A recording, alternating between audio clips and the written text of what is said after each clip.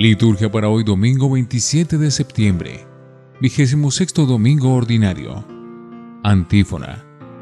Todo lo que hiciste con nosotros, Señor, es un castigo merecido, porque pecamos contra ti y no obedecimos tus mandatos. Pero glorifica tu nombre y trátanos según tu inmensa misericordia. Gloria a Dios en el cielo, y en la tierra paz a los hombres que ama el Señor. Por tu inmensa gloria te alabamos, te bendecimos, te adoramos, te glorificamos, te damos gracias, Señor Dios, Rey Celestial, Dios Padre Todopoderoso, Señor Hijo único Jesucristo, Señor Dios, Cordero de Dios, Hijo del Padre. Tú que quitas el pecado del mundo, ten piedad de nosotros. Tú que quitas el pecado del mundo, atiende nuestra súplica. Tú que estás sentado a la derecha del Padre, ten piedad de nosotros, porque solo tú eres santo, solo tú, Señor, solo tú, Altísimo Jesucristo, con el Espíritu Santo, en la gloria de Dios Padre. Amén.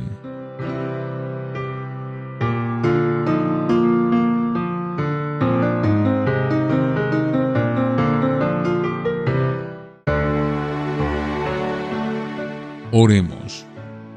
Oh Dios, que manifiestas tu omnipotencia principalmente con el perdón y la misericordia, multiplica tu gracia sobre nosotros para que, apresurándonos hacia lo que nos prometes, nos hagas partícipes de los bienes del cielo, por nuestro Señor Jesucristo, tu Hijo.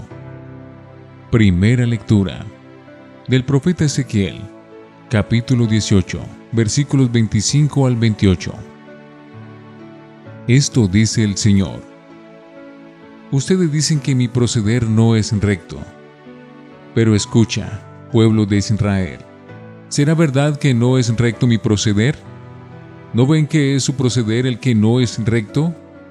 Si un justo se pervierte para hacer el mal y luego muere, morirá por sus malas acciones.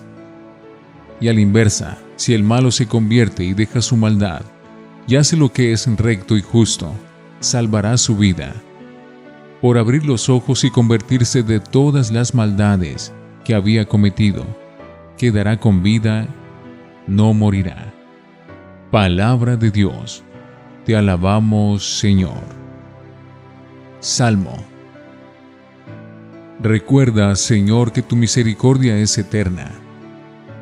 Señor, enséñame tus caminos, instrúyeme en tus sendas, guíame con tu verdad y enséñame, porque tú eres mi Dios y Salvador, y todo el día te estoy esperando. Recuerda, Señor, que tu misericordia es eterna. Recuerda, Señor, que tu ternura y tu misericordia son eternas, que no te acuerdes de los pecados ni de las maldades de mi juventud. Acuérdate de mí con misericordia, por tu bondad, Señor. Recuerda, Señor, que tu misericordia es eterna. El Señor es bueno y es recto, y enseña el camino a los pecadores. Hace caminar a los humildes con rectitud. Enseña su camino a los humildes. Recuerda, Señor, que tu misericordia es eterna. Segunda lectura de la carta de San Pablo a los Filipenses, capítulo 2, versículos 1 al 11. Hermanos, si Cristo me permite una exhortación, si nos mueve la fuerza del amor, si participamos de un mismo espíritu, si nos unen la compasión y la misericordia, hagan que mi alegría sea completa, viviendo todos en concordia, animados por un mismo amor, unánimes, con iguales sentimientos, no haciendo nada por envidia o vanidad. Humíllense más bien, y que cada uno dé preferencia a los otros, y no busque sus propios intereses, sino los de los demás. Adopten unos con otros la actitud que ven en Cristo Jesús. Porque Cristo, siendo de condición divina, no se aferró a su igualdad con Dios.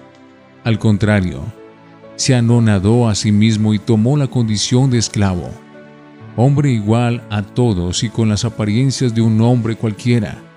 Se humilló haciéndose obediente hasta la muerte, y una muerte de cruz. Por eso Dios lo encombró sobre todos y le concedió el nombre que sobrepasa todo nombre, de modo que, al oír ese nombre, toda rodilla se dobla en el cielo y en la tierra y en el infierno, y toda boca reconozca, para gloria de Dios Padre, que Jesucristo es el Señor. Palabra de Dios. Te alabamos, Señor. Mis ovejas obedecen cuando yo las llamo, dice el Señor. Yo las conozco y ellas me siguen. Aleluya, aleluya, aleluya. Del Santo Evangelio según San Mateo, capítulo 21, versículos 28 al 32. Estando ya en Jerusalén, dijo Jesús a los sumos sacerdotes y a los ancianos del pueblo: ¿Qué opinan? Un hombre tenía 2 hijos. Un día se acercó al primero y le dijo: Hijo, hoy vas a trabajar en la viña. Pero él respondió: No quiero. Sin embargo, después se arrepintió y fue. Se acercó también al segundo y le dijo lo mismo, y él respondió: Sí, Señor. Pero no fue. ¿Cuál de los 2 hizo la voluntad del Padre? Ellos respondieron: Pues el primero. Entonces les dijo Jesús: Les aseguro que antes que ustedes van a entrar al reino de Dios los pecadores públicos y las prostitutas. Porque cuando vino Juan el Bautista para indicarles el camino de la justicia, no le creyeron, mientras que los pecadores públicos y las prostitutas sí le creyeron. Y ustedes, aún después de ver esto, no se arrepintieron ni le creyeron. Palabra del Señor. Gloria a ti, Señor Jesús. Creo en Dios Padre Todopoderoso, Creador del cielo y de la tierra. Creo en Jesucristo, su único Hijo, nuestro Señor, que fue concebido por obra y gracia del Espíritu Santo. Nació de Santa María siempre Virgen. Padeció bajo el poder de Poncio Pilato. Fue crucificado, muerto y sepultado. Descendió a los infiernos, y al tercer día resucitó de entre los muertos. Subió a los cielos, y está sentado a la derecha de Dios Padre Todopoderoso. Desde allí ha de venir a juzgar a los vivos y a los muertos. Creo en el Espíritu Santo, la Santa Iglesia Católica, la comunión de los santos, el perdón de los pecados, la resurrección de la carne y la vida eterna. Amén. Oración universal. Oremos, hermanos, a Dios nuestro Padre, para que escuche las oraciones de los que nos reunimos en su nombre y digamos: Ilumínanos, Señor, para hacer tu voluntad. Por la Santa Iglesia de Dios, para que anuncie sin cesar el Evangelio de salvación a los hombres y sea congregada en la unidad, roguemos al Señor. Ilumínanos, Señor, para hacer tu voluntad. Por los pueblos de la tierra, para que disfruten siempre de paz y aumenten los lazos de unión y concordia, roguemos al Señor. Ilumínanos, Señor, para hacer tu voluntad. Por quienes llevan el Evangelio a muchos lugares y por quienes lo viven en las pequeñas acciones de cada día, para que no olviden imitar siempre al Maestro Divino, roguemos al Señor. Ilumínanos, Señor, para hacer tu voluntad. Por quienes aspiran a los bienes de arriba, para que nunca se crean más que los demás y promuevan siempre comprensión y amor, roguemos al Señor. Ilumínanos, Señor, para hacer tu voluntad. Por quienes están comprometidos y deciden hacer la voluntad de Dios y no sus propios caprichos, para que su proceder esté iluminado por Cristo, que amó y se entregó por todos, roguemos al Señor. Ilumínanos, Señor, para hacer tu voluntad. Padre de bondad y Dios de todo consuelo, que tanto amaste al mundo, que le diste a tu Hijo unigénito, muestra tu misericordia y danos tu salvación. Por Jesucristo nuestro Señor. Oremos. Concédenos, Dios misericordioso, que te sea agradable esta nuestra ofrenda, y que por ella se abra para nosotros la fuente de toda bendición. Por Jesucristo nuestro Señor. Antífona. Recuerda la palabra que diste a tu siervo, Señor, en la que me diste la esperanza. Este es mi consuelo en mi aflicción. Oración después de la comunión. Que este misterio celestial renueve, Señor, nuestro cuerpo y nuestro espíritu, para que seamos coherentes en la gloria de aquel cuya muerte hemos anunciado y compartimos, el que vive y reina por los siglos de los siglos. Oremos. Jesús, mira nuestros corazones, rompe las barreras que ponemos en las ventanas y devuélvenos la capacidad de movernos y de sonrojarnos, de vibrar con esperanza y consuelo por tu palabra. Crea el silencio en nosotros para escucharla. Sea una espada que penetra en nuestros corazones. Amén.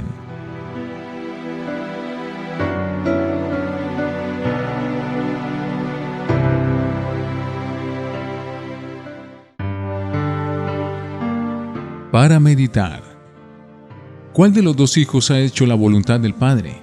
Aquí Jesús termina la parábola aclarando la pregunta inicial. La respuesta de los sacerdotes y de los ancianos surge rápidamente. El primero, la respuesta brota pronto porque se trataba de una situación familiar bien conocida y evidente, vivida por ellos mismos en su propia familia y, muy probablemente, practicada por todos ellos, y también por nosotros, cuando éramos jóvenes. Así, en la realidad, la respuesta era un juicio, no sobre los dos hijos de la parábola, sino sobre ellos.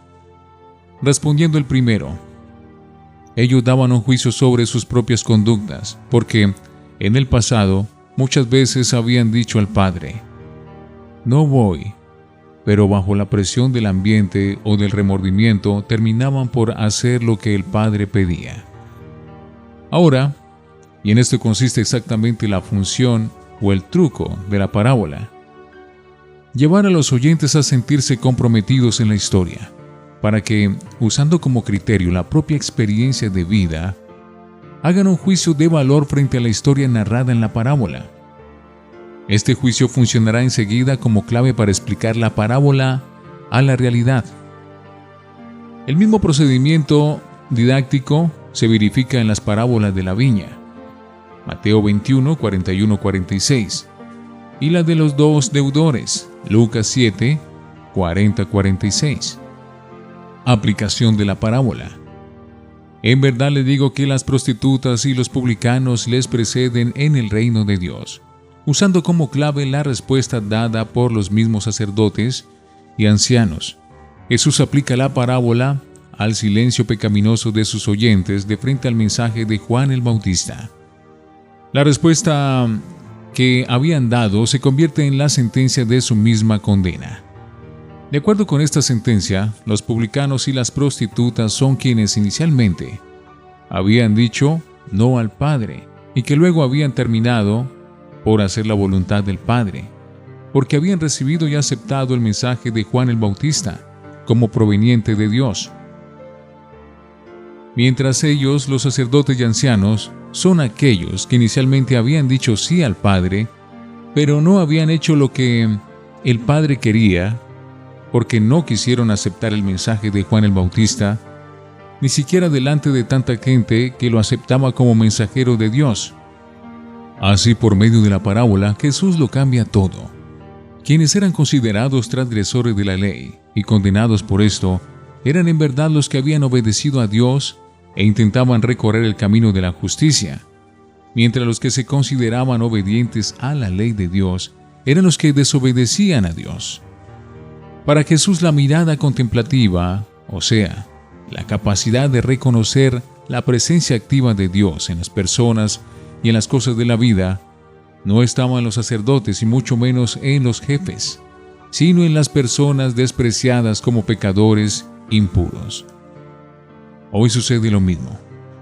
Todas las categorías de personas que son por lo general marginadas, excluidas del círculo religioso, estas personas muchas veces tienen una mirada más atenta para percibir el camino de la justicia que nosotros, los que vivimos todo el día en la iglesia y formamos parte de la jerarquía religiosa.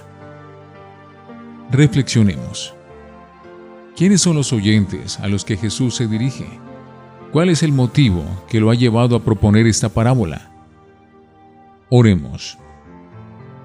Yo también, Jesús, como los dos hijos de la parábola, prometo a veces seguirte, pero las palabras son más rápidas que los hechos, o la voluntad es más débil que las situaciones. Ayúdame a ser coherente en mis pensamientos, palabras y acciones. Amén.